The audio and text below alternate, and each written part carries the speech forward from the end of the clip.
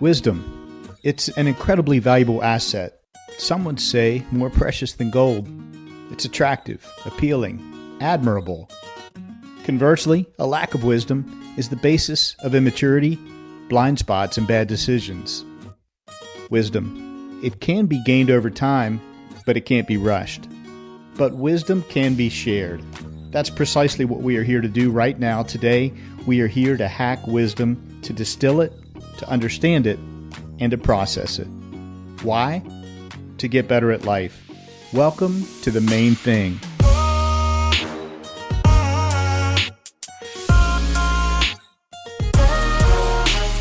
This is your new 9-minute podcast. I'm your host, Skip Linneberg, and I've set out to interview the wisest people I know.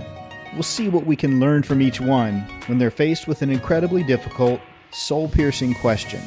My guest today is Dennis Gillan. About 5 years ago, Dennis left his lucrative corporate job as a pharmaceutical rep to take a leap of faith, to pursue his mission, his life's calling.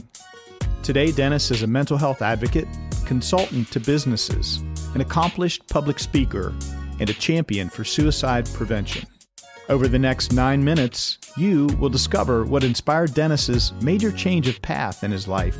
Along the way, you'll also find out what unique morsel of wisdom Dennis has chosen to share with us today. Dennis Gillan, great to have you on the Main Thing podcast. Thanks for coming on to share some wisdom. Oh, Skip, thanks for having me. I appreciate it.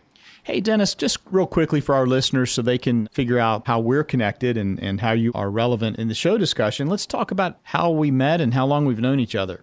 Gosh, Skip, that was in college, right. Okay? And I was in the fraternity. I think you walked in the door and wanted to join, and we hit it off, so I became your big brother for Phi Sigma Kappa at WVU. So there we go. You mentored me then, and you're still someone who I look to for advice. Anyway, Dennis, you do a lot of speaking. Talk to us a little bit about the types of speaking engagements that you do. I know you do a lot on college campuses, but you do more than that. So talk us through that a little bit. Well, Skip, I speak anywhere they'll have me on the subject of mental health and suicide prevention. Not a psychologist, not a psychiatrist. It's based on personal experience that someone along the line thought I had a story to tell. And it started shortly after I met you in 1983. I lost my older brother to suicide while I was at college at WVU. And then so sad. It was terrible. And I'm still amazed that I got out of school in 4 years. I did take a summer session, but 4 years, 8 weeks later, I'm out of school. That happened my junior year. And then I thought I was doing okay. And then 11 years later, I lost my younger brother, Matthew, also to suicide. And incredible. Oh, just to hear myself say it now, you never get over it. Well, I know that about you, but every time you say that, a chill goes through me because it's hard to believe, and it has to be almost unbearable. And that's part of your story, it's right? Part of my story. It's part of my DNA now. For years, I denied it. And then one day I spoke about it at a fundraiser, and I sat down with tears in my eyes, and somebody came up to me and said, "You need to tell that story more often." And I'm sitting there like, no, that was it. That was it. I'm done. And then someone heard me speak at that fundraiser, which I thought I did terrible. And they said, "You got to come speak to my students." And I did terrible there. But somebody said, "Hey, we heard you did a great job there." And I'm like, who's writing my Yelp reviews? But for some reason, people connected with the vulnerability that I showed. And It made the room safe. And it just started taking off. It just started steamrolling. And then finally, at one school, I went to really hit my stride right before I went on, Skip. They prayed for me. And I needed to hear that because I was freaked out. It was packed. And I didn't expect that many kids, and it's my first real go. I brought my pastor with me. I'm like, I asked him, like, sit in the back and let me know if I have something with this talk. Sure. And we got back in the car, and he goes, "Dude, you have something, and you got to keep going." Yeah, and God kept putting that in front of you. Every time. And every time I freak out, I think I need to go back to corporate world. I get another gig. All right, Dennis, let's get right down to it. You've had an incredible path of life. But let me ask you this question, if you will. What's the main thing that you've learned in life so far? Skip, the main thing I've learned in life so far is let the sorrow do its work. And this is based on a poem that's been resonating in my head by Robert Browning Hamilton. And it goes like this. It's a short one. "I walked a mile with pleasure. She chatted all the way, but left me none the wiser for all she had to say. I walked a mile with sorrow, and ne'er a word said she. But oh, the things I learned from her when sorrow walked with me." Let the sorrow in your life do its work. Oh, wow. Grieving is natural, Skip. Grieving we have to do it when we face these events. We do. Try to cut it short and let it do its work on you. And what I found in my life, it's made me a more compassionate, empathetic human being on the other end. I care more. First of all, great wisdom. I've got chills right now hearing you share that with us, because it is so true and it's so important. I mean, it's vital. It's vital. We want life to be, sometimes before we have that wisdom, we all want life to just be, candy canes and rainbows. But that's not how it's going to go, is it? No. And I was going to go with Skittles and unicorns. It's not like that. It's not like that at all. So we all have our version of it. It's in the valleys that you grow, and it's right. Valleys that, you do that introspection and you say, what am I going to learn from this? And when I get back to the mountaintop, and you will get back to the mountaintop, when you get back there, you will appreciate it more. Absolutely.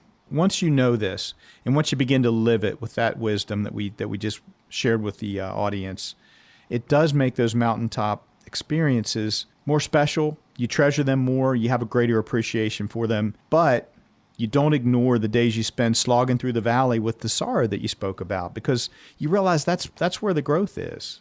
Let me ask you to think back to when and where you heard that. How did that enter in your mind and your thought? Somebody sent me this, and I forgot who it was. God bless him, because I was so enthralled with the poem that I was in a dark spot myself. I had a marriage that went south after 25 years, and I was reading this, and I was in that sorrowful place. I'm like sitting there going, but all the things I learned from her when sorrow walked with me, I'm like, I'm walking with sorrow right now.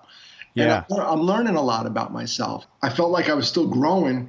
And what happens for some folks, Skip, is they get stuck in that. I knew for a fact when I read this poem, I'm not going to be stuck here all the time. I will walk with pleasure one day. But let me just embrace this sorrow and let me see what it does in my life. And then when I do walk with pleasure, I'm going to hug a little longer. I'm going to say I love you more to people. Yeah.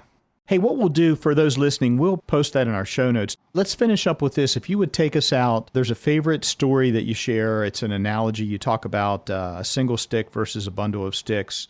Sure. I think it's an old Kenyan wives' tale. It goes like this. A stick alone can be broken by a child, but a stick in a bundle cannot be broken. And it's so indicative of us as humans. We're not really wired to be alone all the time. Now, I get it. There are times I like to be alone, but I have to also think about my brothers died when they were alone, and they were alone for too long. And so a stick alone can be broken by a child, but a stick in a bundle cannot be broken. And that's the human experience. We need to bundle up. I do like my alone time. I get it. There's sometimes I need to be alone, but I'm coming out. I've made it an active part of my life to bundle up. Literally, I have a bunch of guys in my apartment building right now that I created this bundle. There's a bunch of guys about my age. I said, we all need to go to breakfast. So now every second and fourth Thursday, we all go to breakfast. You can't make them all, but this thing still goes on. And I'm telling you right now, Skip, because I don't want to die alone. I started that. I'm going to be inspired by that example. And I pledge to you, I'm going to start something similar in my community. Folks, if you're listening, please look in the show notes if you want to get in touch with Dennis, if you'd like him to come to speak to your group. Dennis, I just want to thank you so much for coming on to share your wisdom with all of us. Well, Skip, thank you for doing this, and thank you for sharing the wisdom. Wow, 9 minutes is up. That goes by incredibly fast, doesn't it? Time flies when you're hacking wisdom. I hope you're left wanting more. Sync up with us again next time on The Main Thing for 9 more minutes of wisdom.